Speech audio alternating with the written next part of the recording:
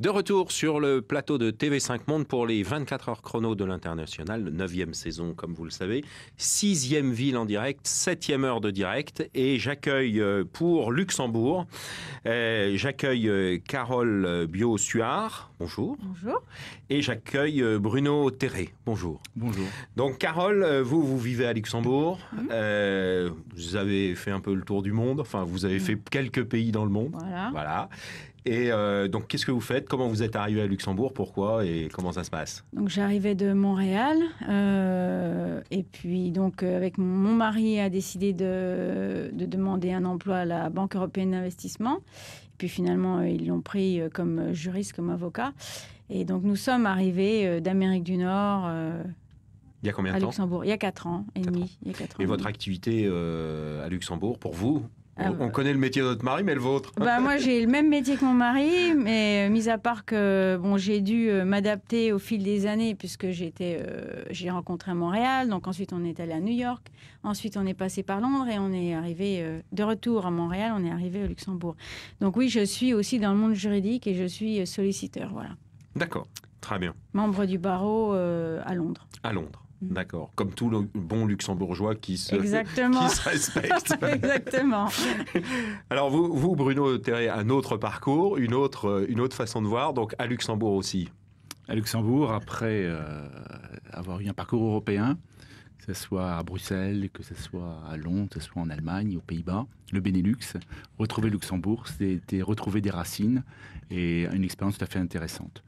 Alors je suis l'élu des Français du Luxembourg, également vice-président du conseil consulaire, donc un engagement politique après avoir fait un engagement associatif et également un parcours professionnel en tant qu'aujourd'hui conseiller d'ArcelorMittal et membre du conseil économique et social de Lorraine et de l'Institut de la Grande Région. Donc avoir un éclairage, parler du Luxembourg, il ne faut pas oublier la Grande Région et ses voisins. Bruno, qui apportent beaucoup. Je n'ai qu'une émission de 40 minutes, on ne pourra pas tout citer. Juste un mot, juste avant de prendre un petit reportage, un mot sur la présence française à Luxembourg. Elle est forte. C'est la deuxième communauté après les Portugais. Dans la capitale, Luxembourgville, nous sommes la première communauté étrangère. Donc, important, 37 000 Français. C'est 80 000 frontaliers qui viennent alimenter le travail tous les jours. Donc, c'est important au niveau de la mobilité. Donc, la France est bien présente, la francophonie existe et nous la développons. D'accord. Nous allons interroger Laure, justement. Luxembourg est-elle une ville culturellement... comment est Luxembourg culturellement parlant, Laure? Luxembourg est certes une ville internationale, avec un nombre important d'expatriés et une population multilingue, mais c'est avant tout une ville tranquille. En termes d'animation et surtout d'animation nocturne, ce n'est pas une ville comparable à Londres, Rome, Berlin ou Paris. Elle peut être considérée comme ennuyeuse pour un célibataire qui souhaite sortir régulièrement, même si la ville offre un grand choix d'activités culturelles et bénéficie d'une des plus belles salles de concert d'Europe. Le calme et la verdure environnante peuvent aussi ne pas plaire à tous. En effet, beaucoup de personnes travaillant à Luxembourgville habitent à l'extérieur de la ville, voire à l'extérieur des frontières de Luxembourg. La ville se vide donc le week-end. Et ce n'est pas le moment le plus animé de la semaine, sauf lors des festivités et quand viennent les premiers rayons du soleil. Mais cette tranquillité est un avantage pour beaucoup qui vivent en famille et qui sont heureux de retrouver un environnement agréable et verdoyant, propice à une vraie qualité de vie. Donc Carole, vous réagissez en direct. On vous écoute sur la qualité de vie à Luxembourg. Je vous vois trépigner. Non, je trépigne pas, mais je pense que c'est pas non plus une ville si pépère qu'on veut le dire. Rien qu'en allant au théâtre, on se rend compte que les mises en scène sont très contemporaines. Et j'étais très surprise plusieurs fois en allant au théâtre, en me disant voilà, dans quelle planète je suis tombée, parce que je m'attendais pas à quelque chose aussi moderne. Donc c'est pas si pépère qu'on veut le dire. Effectivement, c'est quand même tranquille. Il y a une proximité de la campagne. En ce qui me concerne, j'habite à 8 km de la ville, mais je suis vraiment au milieu des moutons et je ne rigole pas en disant ça, mais justement c'est un avantage parce qu'il y a beaucoup de gens qui aiment faire c'est une ville à la campagne comme voilà, c'est une ville à la campagne et je pense qu'il y a une qualité de vie qu'on n'a pas ailleurs. Je veux dire, on peut pas... Mon mari va en vélo au travail, on peut pas faire ça partout, quoi. Non, c'est clair. C'est un avantage, mais pour une vie de famille, je trouve que c'est formidable. Voilà. Bruno, une réaction, justement? Je m'insurge contre ce descriptif, quand même. On n'est plus au département des forêts, quand même, aujourd'hui. Je veux dire qu'il y a beaucoup de choses qui ont changé les donnes. C'est les années culturelles. 95, 2007, où le Luxembourg a bien compris sa dimension européenne en tant que capitale de la culture. Alors, avec la grande région, avec Sibiu également, avec une dynamique renouvelée. Salle de concert, spectacle. Donc, c'est vrai, il y a 20 ans, c'était une ville tranquille. Maintenant, ça a bien changé. Il y a une offre culturelle, il y a l'université. Alors, l'université nous a amené la jeunesse. Ça, c'est important de le dire aujourd'hui. Et je regarde pour la manifestation de dimanche à 15h, au Luxembourg, spontanément. Plus de 3000 personnes, 3000 à 4000 personnes spontanément sont venues pour manifester leur attachement à la liberté et à la démocratie. Et ils ont voulu après faire une marche dans les rues piétonnes. Et le Luxembourg était noir de monde. Donc il y a une offre culturelle, il y a une diversité culturelle, il y a une nouvelle dynamique apportée par la jeunesse et les 54 nationalités qui y résident. Alors Luxembourg, c'est 520, 530 000 habitants, 550, demain 700 000 habitants. Donc il y a un brassage de culture. C'est vraiment une capitale européenne aujourd'hui qui existe avec les frontaliers. Et la spécificité Grand-Duché, c'est quelque chose qui est enfin, c'est historiquement une des plus grandes stabilités européennes, si je ne me trompe. Oui, c'est vrai. Bon, il faut remonter quand même aujourd'hui au Xe siècle avec Othon Ier. Donc le Luxembourg a donné 4 empereurs à Saint-Empire germanique, il ne faut pas l'oublier, a fait partie des grands courants historiques de l'Europe, des grandes migrations, que ce soit des guerres, des mouvements religieux et autres. C'est un pays qui est situé au cœur de tout, voilà, donc forcément, tout à fait. Il est traversé par tous les courants et il y a 54 nationalités aujourd'hui. Tout à fait, donc là il y a des choses à faire. Très bien. On va retrouver Alexandre Château-Ducot. Comment caractérisez-vous la sécurité à Luxembourg ? C'est quand même une société très apaisée. C'est ce fameux modèle de consensus, donc ce qu'on appelle la tripartite. Il y a toujours d'abord, avant toute décision, une période de concertation. La tripartite, c'est le gouvernement, l'État, les syndicats, par exemple.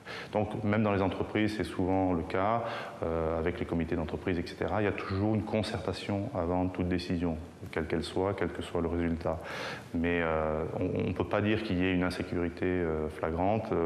Je ne devrais peut-être pas le dire, mais moi, par exemple, je laisse ma voiture ouverte, je ne ferme jamais ma porte à clé.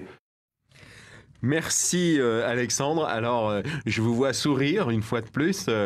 Carole, alors vous laissez peut-être votre voiture fermée quand même. Bon, j'essaye de ne pas oublier, mais effectivement, il faut quand même faire attention parce que nous sommes dans une période de crise et le Luxembourg est au cœur de l'Europe et il y a une influence donc des pays frontaliers qui peuvent jouer sur l'augmentation finalement de la criminalité et surtout les infractions liées aux biens.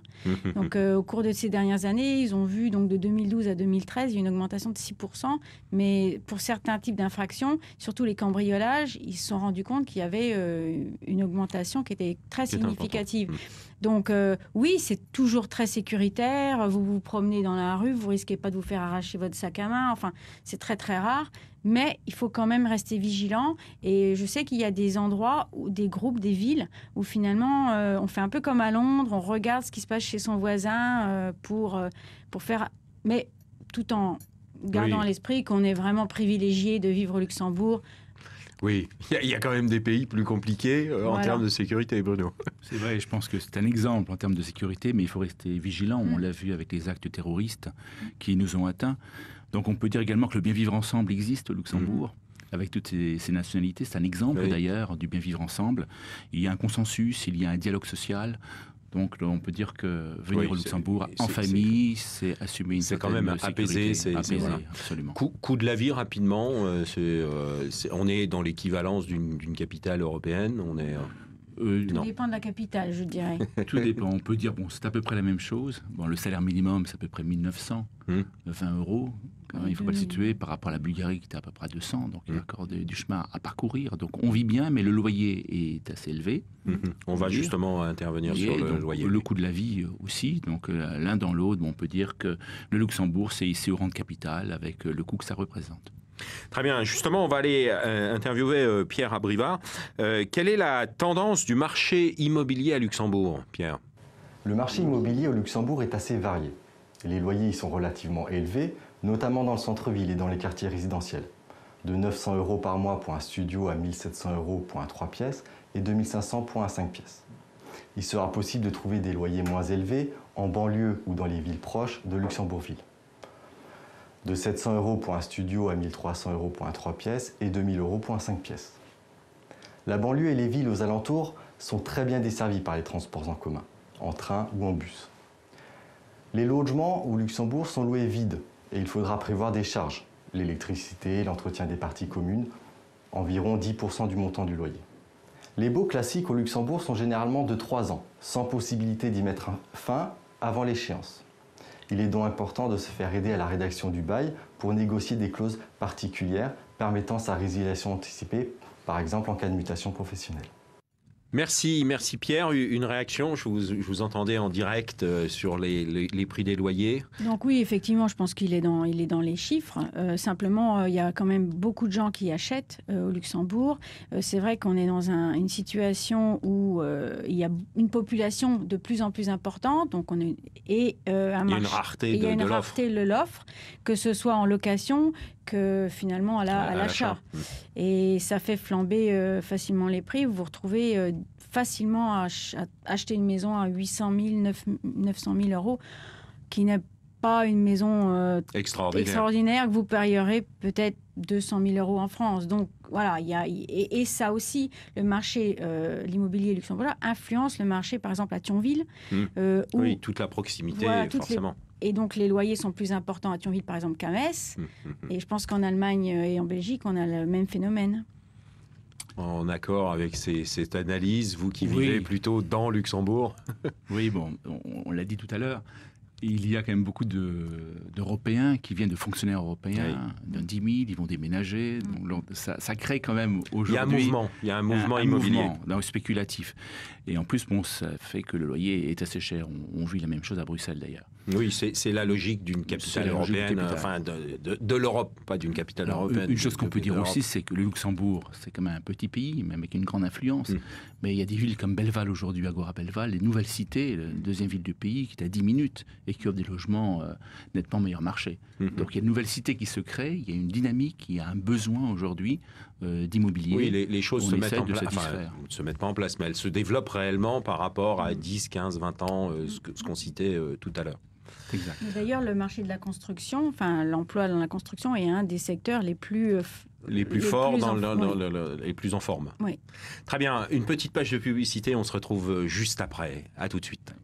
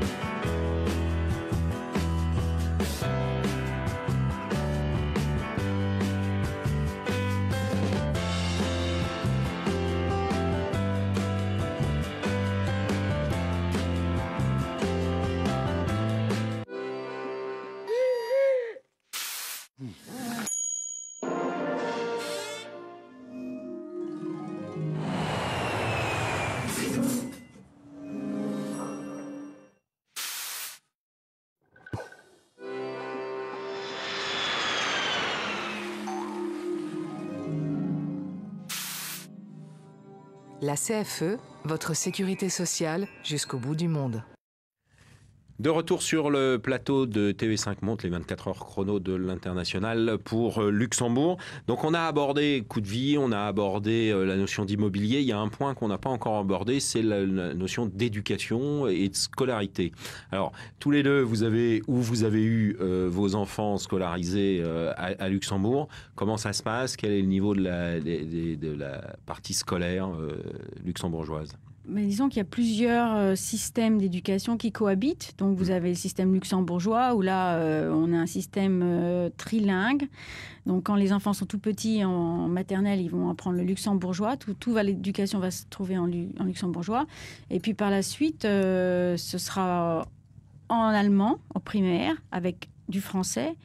Et au collège et au lycée, là, on aura une cohabitation du français et de l'allemand. Donc, c'est vrai que quand on arrive avec des enfants qui sont...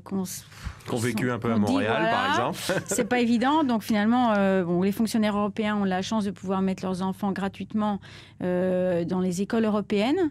Mais si vous êtes un Français qui n'a pas cette chance, donc vous devrez payer si vous voulez mettre vos enfants soit à l'école internationale, ce qui est très cher, ou l'école européenne. Et là, vous devrez payer. Mais par contre, il y a une offre quand même d'éducation francophone, donc par le lycée Vauban, mais aussi des écoles primaires. Par contre, en primaire, je sais qu'il y a une liste d'attente de 300 enfants à l'école française en primaire. Donc, c'est vrai que ce n'est pas évident. Mais je sais que le Luxembourg, le gouvernement avec Xavier Bettel est en train de développer un système qui va permettre justement d'aider les enfants francophones. Voilà. Donc ça, je pense qu'il y a une grande attente à ce niveau-là. Et puis, le gouvernement luxembourgeois a aussi donné son feu vert et participe financièrement à la construction d'un nouveau lycée français, donc l'extension de lycée Vauban. Et ça, c'est formidable de la part du gouvernement luxembourgeois et de la ville de Luxembourg. Alors vous, en tant qu'élu, votre vision des choses? L'éducation, c'est quand même important. Aujourd'hui, pour accueillir notamment les enfants d'expatriés, les familles, donc il manque actuellement de capacité, tu l'as très bien souligné, Carole. C'est pour ça qu'il y a un projet pour l'école Charlemagne également, pour la petite école, pour accueillir ces enfants de toute nationalité d'ailleurs. Une chose qu'on peut dire également, c'est qu'il y a avec l'université des partenariats qui se créent. Je vois que le CNAM veut s'implanter au Luxembourg et a également un projet. On parle également d'un lycée franco-luxembourgeois, la même chose que le lycée allemand. Alors soit ça pourrait se faire à Differdange ou à Perle. Tout ça est en évolution. Je pense qu'avec la présidence luxembourgeoise au deuxième semestre, il y aura des avancées dans ce domaine. On a une possibilité fin 2015 qu'il y ait des choses qui se débloquent et qui se mettent en place. Voilà, je pense. Surtout à un moment où on pense que le Luxembourg c'est francophone, c'est vrai. C'est une langue véhiculaire, le français, mais les Luxembourgeois eux-mêmes regardent surtout la télévision allemande, à 90%. Donc il y a un travail constant à faire. C'est pour ça qu'avec l'Institut français, on assume notre place, notre rang, parce que la langue française est une des langues nationales avec le luxembourgeois et l'allemand. Donc il convient de la défendre, ainsi que notre culture. Oui, Carole. Et puis comme conseiller consulaire, on a aussi la possibilité d'aider certaines personnes qui n'ont pas l'argent pour payer les études secondaires ou primaires en français. Et donc on a été réunis il n'y a pas très longtemps, justement, pour accorder des bourses. D'accord. Donc il y a un système de bourses qui peut se mettre en place. D'accord. Alors justement, au sujet de l'éducation, on va juste aller voir notre ami Martial de Calbiac. Pouvez-vous nous dresser un état des lieux des systèmes scolaires au Luxembourg? En matière d'éducation, pas d'état d'âme. Vous serez accueillis au Grand-Duché et vous trouverez chaussures à votre pied. Soit le système luxembourgeois, qui cohabite avec le système français ou le système international, avec soit l'école européenne, soit le lycée international. Pas de problème non plus lorsque vos enfants, après avoir suivi leurs études en primaire, voudront trouver la passerelle pour entrer dans une situation plus francophone vers le lycée français. Le lycée français existe depuis 1983, il fait partie des meilleurs lycées en matière de résultats dans le monde, et grâce à la bienveillance des Luxembourgeois qui se sont intéressés à l'éducation particulière de nos compatriotes, le lycée est subventionné et permet d'avoir parmi les frais de scolarité les plus faibles que l'on connaisse. De retour, merci Martial. Il confirme un peu avec une vision un peu plus sympathique des choses, peut-être plus réaliste de votre part, en tant que mère de famille. Voilà, peut-être qu'il n'a plus d'enfants scolarisés. Au Luxembourg. Alors, il y a un point... Je pense qu'il peut dire une chose, qu'il va accueillir et rassurer, je pense, les familles en disant qu'il y a une offre en constante évolution, parce que le pays également évolue constamment. En termes de population. On a bien il faut coller l'offre aujourd'hui par rapport à la On est toujours un petit peu en décalage en fonction de l'évolution des choses. Mais il y a encore des choses à faire. C'est comme on dit. Et préciser l'excellence également de l'enseignement. Les résultats sont tout à fait éloquents. Oui, tout au long de la filière. Donc c'est important de signaler. Les lycées français ont plutôt le réseau des lycées français ont plutôt une bonne réputation, quel que soit le pays. Oui. Mais le Luxembourg est un des mieux placés dans le monde, quand même. Exact. Bien, alors il y avait un sujet, avant qu'on se quitte, ma chère Carole, que vous vouliez évoquer, et qui était la notion de programme de cofinancement. Vous pouvez nous en dire un mot quand même? Oui, le ministère des Affaires étrangères luxembourgeois cofinance des projets de coopération quand ils sont portés par des ASBL, c'est une association sans but lucratif. Et quand ces associations sont reconnues, à ce moment-là, s'ils veulent faire des projets d'infrastructure ou des projets qui sont liés à l'éducation, à ce moment-là, il peut y avoir jusqu'à 70% qui sera payé, contribué par le gouvernement luxembourgeois. Mais ce sont des projets qui à destination de pays bien spécifiques. Voilà, mais il y a une liste, si vous voulez, de pays, et en fonction des pays, il y a un pourcentage qui sera attribué. Et vous pouvez, par exemple, créer une école. Moi, j'étais membre d'une association où il y avait eu des écoles qui avaient été cofinancées donc, par le gouvernement luxembourgeois en Asie. Et c'est vrai qu'on ne voit pas ça partout. On ne voit pas tous les pays. Alors, bien sûr, on dit tout le temps, oui, le Luxembourg est un pays où il y a la finance, où il y a de la corruption. Mais il y a quand même une grande générosité à ce niveau-là. Et je pense que c'est important de le souligner. Merci beaucoup d'être venu avec nous, Carole. Et je vais laisser la parole à Bruno pour conclure son plateau, parce que je vous écoute, mon cher ami. Carole l'a très bien souligné, l'entrepreneuriat au Luxembourg existe. Il y a des facilités administratives, d'ailleurs, et l'accessibilité des fonctionnaires, aujourd'hui même des ministres, nous permet d'aller beaucoup plus loin et très vite. Donc il y a une dynamique qui s'instaure, qui peut profiter aux entrepreneurs de notre pays. Pour venir. Chose qu'on peut dire également, on peut conseiller à nos concitoyens de s'inscrire au consulat aujourd'hui, participer à la vie politique, à nos élections consulaires et bien sûr à d'autres, et à l'UFE également, l'Union des Français de l'étranger ou l'ADFE. Je pense qu'aujourd'hui ce sont deux associations qui peuvent regrouper la communauté française avec l'entraide et bien d'autres. Je pense qu'il y a des choses à faire au Luxembourg, il y a une dynamique, il faut simplement s'engager, s'investir et réussir son insertion. C'est pas un département français, c'est une capitale, c'est un pays, donc il faut faire des efforts d'intégration. L'intégration, c'est clair.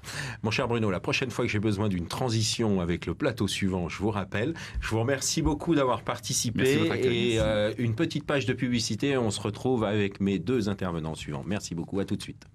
En janvier 2016, les 24 heures chrono de l'International fêteront leurs 10 ans d'existence. Profitons de cet anniversaire pour dire un grand merci à TV5 Monde, à tous les partenaires qui nous soutiennent, à tous ces Français du monde entier qui chaque année sont des nôtres. En quelques chiffres, ce sont près de 200 villes traitées durant toutes ces années. Plus de 4000 Français de l'étranger, qu'ils soient entrepreneurs ou expatriés, hommes ou femmes qui ont participé à ces émissions. Et enfin, au total, plus de 15 millions de visionnages durant ces 10 ans. Que la fête de l'International continue et rendez-vous les 19 et 20 janvier 2016 sur mondissimo.com.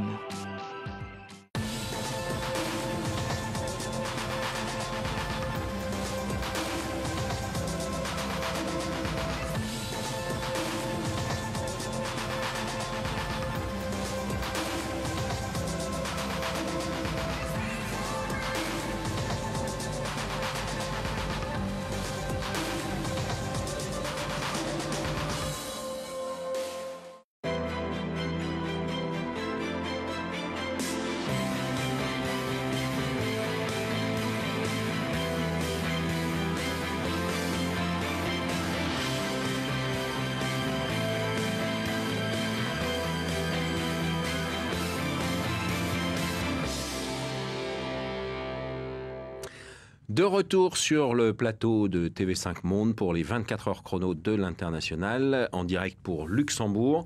Et j'accueille maintenant Frédéric Genet. Frédéric, bonjour. Bonjour. Et notre complice de toujours, notre cher Lucius. Bonjour Lucius Madia. Alors, Frédéric, vous êtes installé à Luxembourg. Un petit parcours rapide parce que vous étiez dans un grand groupe et aujourd'hui vous êtes chef d'entreprise indépendant. Tout à fait. Donc j'ai fait l'essentiel de ma carrière, on va dire 35 ans, au sein du groupe Société Générale.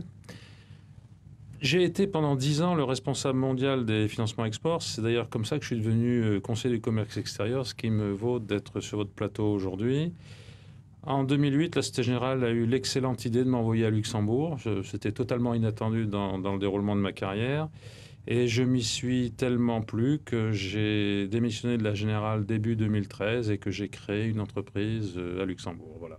Donc vous faites aujourd'hui du conseil financier auprès financier, de l'intermédiation en crédit auprès d'un certain nombre de clients internationaux. Voilà, sur des entreprises ou des particuliers. Voilà. D'accord, très bien. Mon cher Lucius, donc j'ose encore vous présenter, mon cher ami. Vous êtes avocat, vous avez plein de missions partout dans le monde. On vous écoute. Merci. Au fait, mon père et ma mère se sont établis au Luxembourg dans le temps de la guerre pour aider et soutenir l'armée américaine pour libérer le Luxembourg des nazis. Il travaillait directement avec le général Patton. Depuis cette date-là jusqu'à maintenant, notre famille a des relations privilégiées au Luxembourg parce que ce sont des gens formidables, très internationalistes, très pro-européens. J'ai eu l'honneur de travailler plusieurs années au Luxembourg. Actuellement, je suis principalement au Canada et aux États-Unis. Les affaires fiscalistes et d'avocats nous portent parfois dans d'autres domaines, mais j'ai toujours une place spéciale dans mon cœur pour le Luxembourg. Pour le Luxembourg. Très bien. Alors justement, on va, pour aborder le sujet suivant, qui est la partie développement économique, on va aller voir Xavier Bloin. Xavier, pouvez-vous nous dresser un état des lieux de la situation économique au Luxembourg ? Le pays est prospère. 83 000 euros, c'est le PIB par habitant, l'un des plus élevés au monde. Le pays est bien géré, 23,6%, c'est le montant de la dette publique, la moyenne européenne étant de plus de 90%.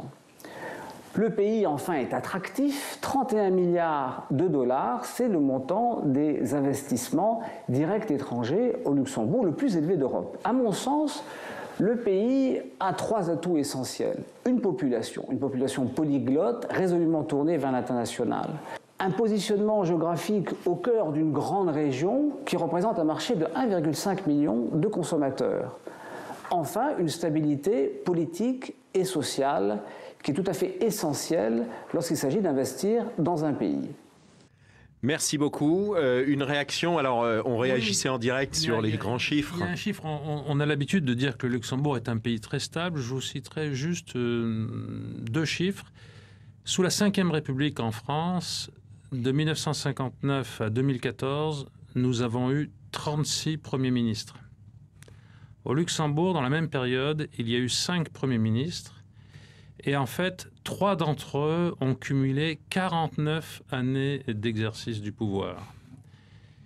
Quand un pays est dirigé par des gens qui ont une vision de long terme et qui ne sont pas obnubilés par leur réélection, ça crée forcément une dynamique qui est totalement différente et un climat qui est très très prospère aux affaires. Et ce climat, vous le ressentez tous les jours dans le déploiement, même vis-à-vis de votre propre entreprise ? On le ressent très très facilement parce qu'il y a un autre aspect du Luxembourg qui est très particulier et assez unique. Luxembourg est une place financière internationale, mais en même temps, ça n'est qu'un pays qui a la taille d'un demi-département français. C'est la moitié des Bouches-du-Rhône, c'est 500 000 habitants, c'est tout petit. C'est très international, nos prédécesseurs l'ont bien souligné. Mais en même temps, le ministre est un ami, le ministre des Finances, on le voit, on le rencontre régulièrement. Bruno ne l'a pas dit tout à l'heure, mais il est très ami du Premier ministre actuel. Donc voilà, c'est très facile de faire passer des choses.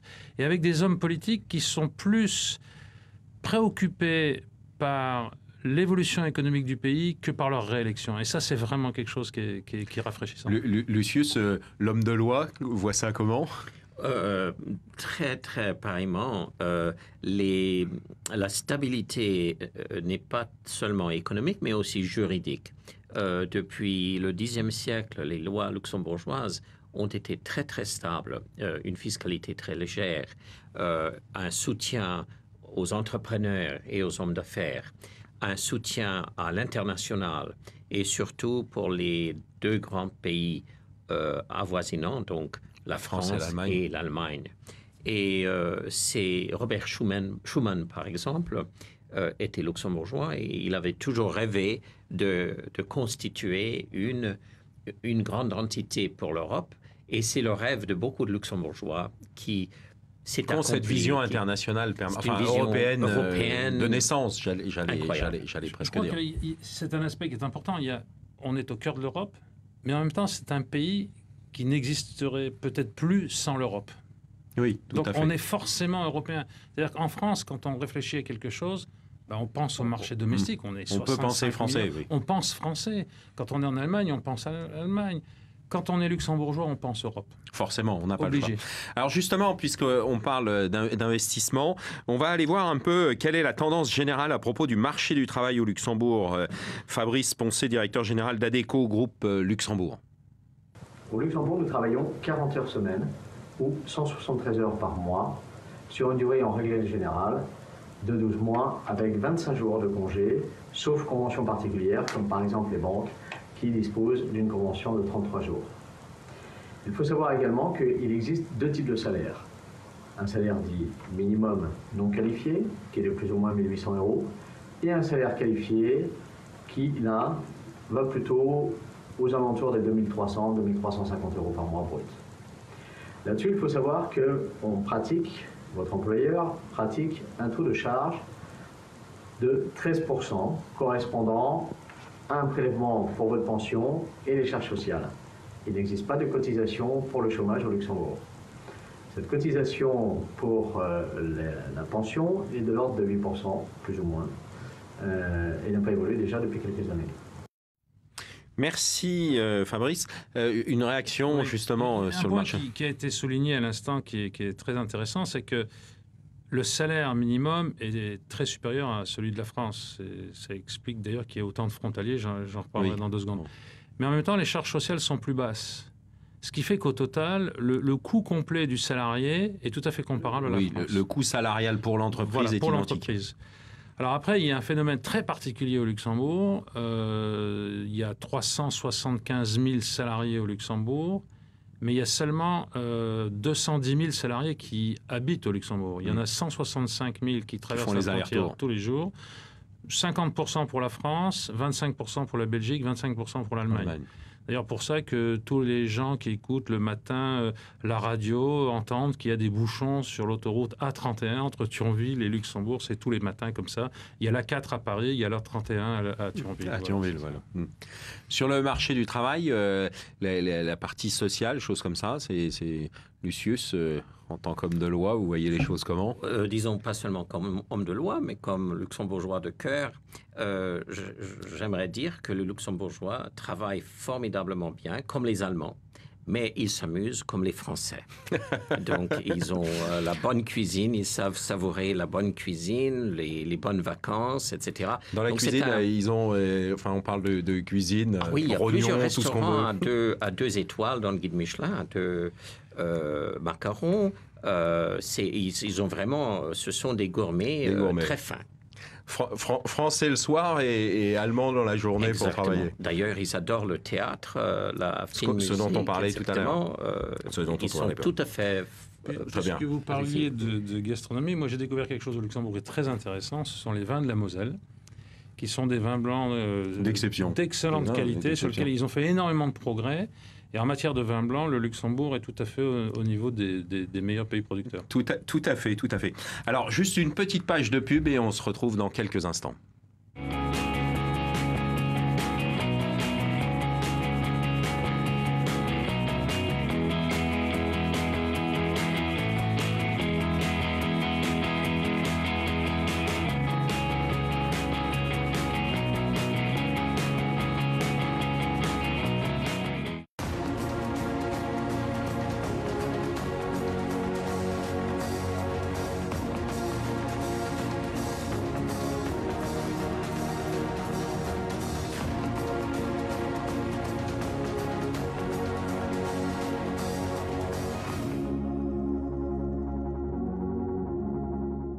De retour sur le plateau de TV5 Monde, 24 heures chrono de l'international pour Luxembourg. Et donc on a évoqué beaucoup de choses. Lucius, il y a une chose qu'on n'a encore pas complètement évoquée, ce qui est la notion de croissance et d'optimisme économique. Comment, alors vous qui avez une vision un peu internationale quand même du développement économique, comment vous voyez le Luxembourg? Le Luxembourg a su, disons, accomplir ou surtout soutenir ses voisins, la France, la Belgique et aussi l'Allemagne dans ce coin où il y avait un grand désastre dans le louis, le charbon, etc. Toute la sidérurgie, oui. Exactement. Et ils se sont mis à développer une économie basée sur une croissance lente, mais sûre. C'est leur approche à beaucoup de choses. Donc le Luxembourg connaît un croissement formidable, non seulement dans les industries clés, mais en général.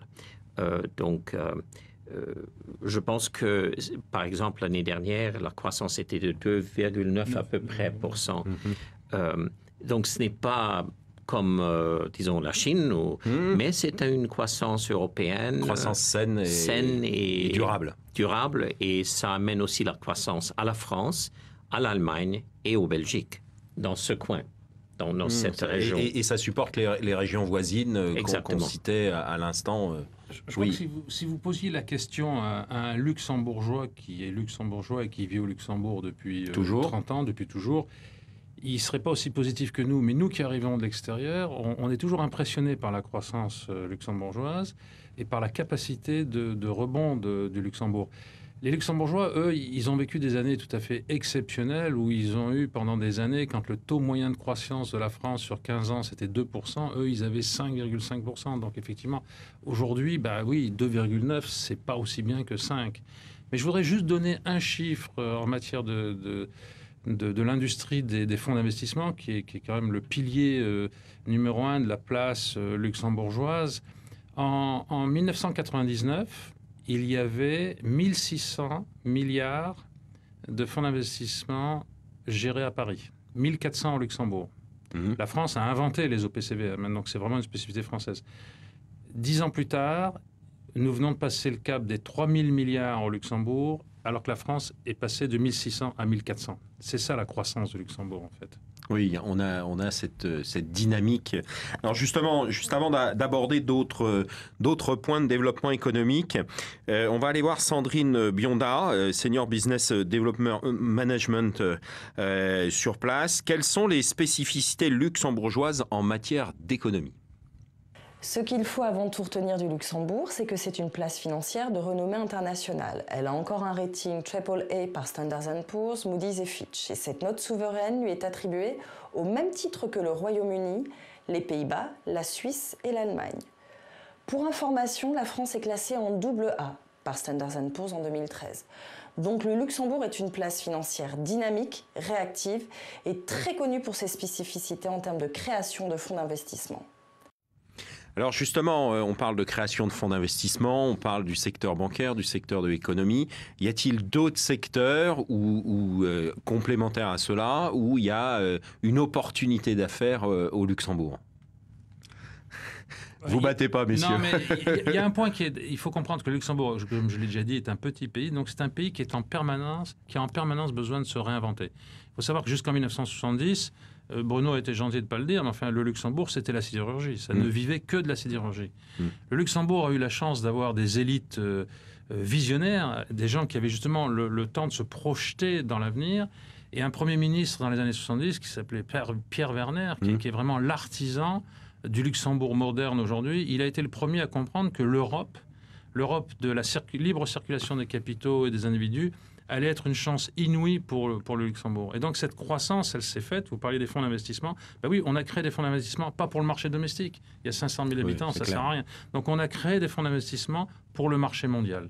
Et aujourd'hui, le Luxembourg se déplace. J'ai eu l'occasion d'accompagner le ministre des Finances en Amérique latine, dans tous les pays où on a des fonds d'investissement, dans tous les pays où la retraite par capitalisation fonctionne, ces gens-là sont très intéressés à avoir des fonds enregistrés, immatriculés au Luxembourg.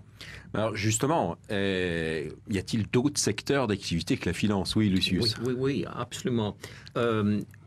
Le Luxembourg a une telle grande renommée internationalement qu'elle attrait les investisseurs de partout au monde pour être comme une pipeline vers l'Europe. Donc, les investissements viennent de Japon, passent par le Luxembourg et sont réinvestis en France, en Allemagne, etc. Donc, les Luxembourgeois ont bien saisi de créer des lois saines, claires, pas trop encombrantes, avec peu de règlements, mais qui facilitent l'entrée des capitaux étrangers en Europe. Cela est une industrie, donc l'industrie juridique, pour ainsi dire, le support, l'ingénierie, le cluster financier. Il y en a beaucoup d'excellence, fiscalistes, planificateurs, etc.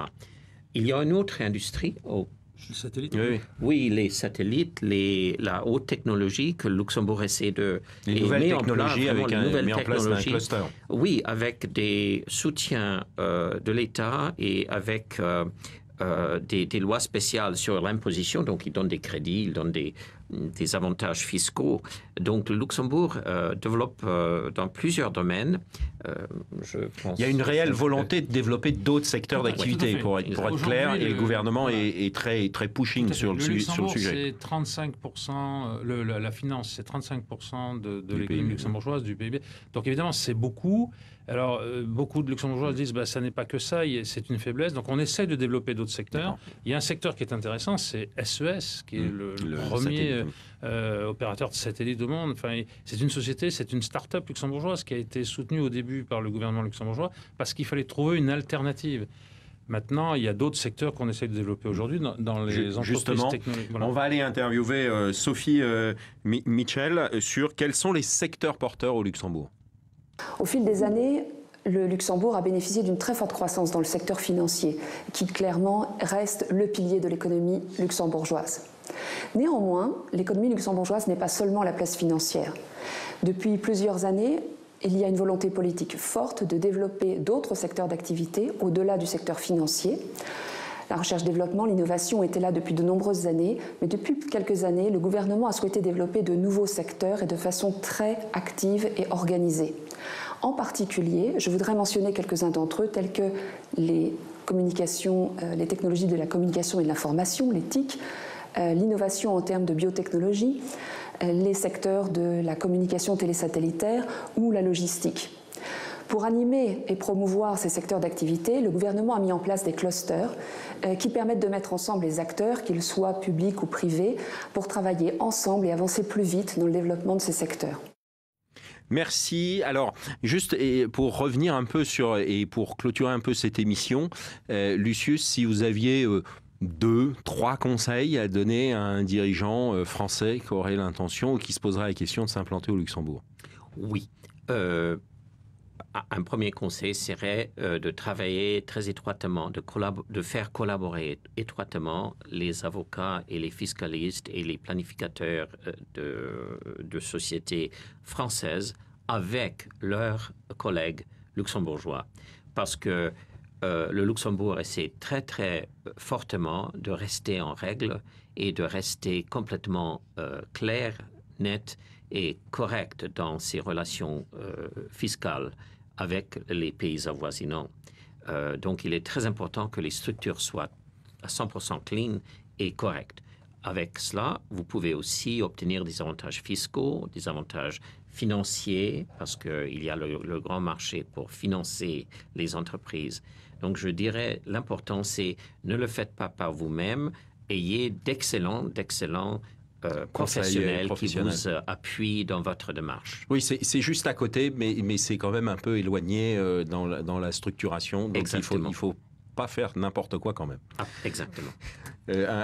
Même question, un conseil pour un chef d'entreprise. Je dirais la même chose, parce que c'est la spécificité du Luxembourg. C'est un pays accueillant qui fait qu'aujourd'hui, en fait, pour que ce soit pour des entreprises ou pour des particuliers très fortunés, la meilleure façon de gérer un patrimoine international, c'est quand même d'avoir des structures luxembourgeoises, d'avoir tout un réseau, et sur lequel on peut travailler. Il reste aussi une chose, c'est que Luxembourg, je vous l'ai déjà dit, c'est un petit pays, tout est facile, l'administration est business friendly, désolé de ne pas parler français, mais enfin c'est ce que ça veut dire, quoi. Et donc le climat des affaires est très favorable. Donc c'est pour ça qu'au total, c'est plutôt un endroit où il est agréable de travailler.